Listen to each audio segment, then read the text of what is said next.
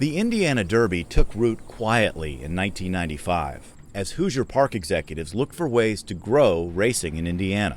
We said, Churchill's got the Kentucky Derby on the first Saturday in May, and why shouldn't we have an Indiana Derby? So we decided we would have an Indiana Derby, and it would be on the first Saturday in October.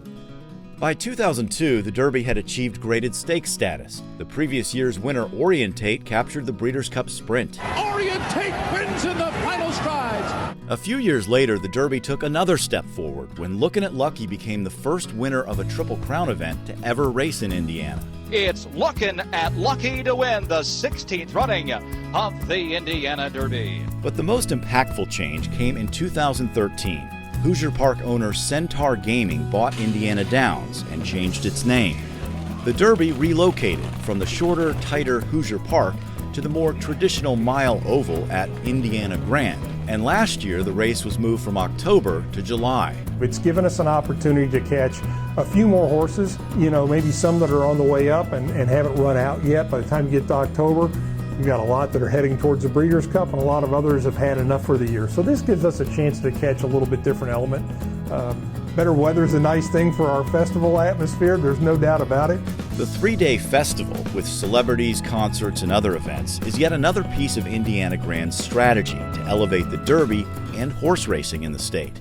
A lot of gaming companies say they're invested in horse racing when they move in, and then it turns out not so much.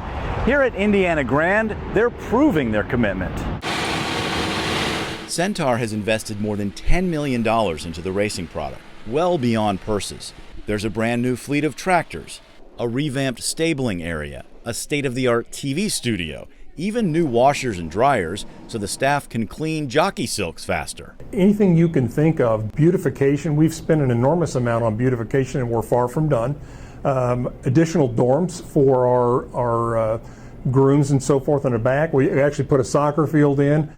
Whether all this investment results in a higher national profile for the Derby or the state's racing remains to be seen.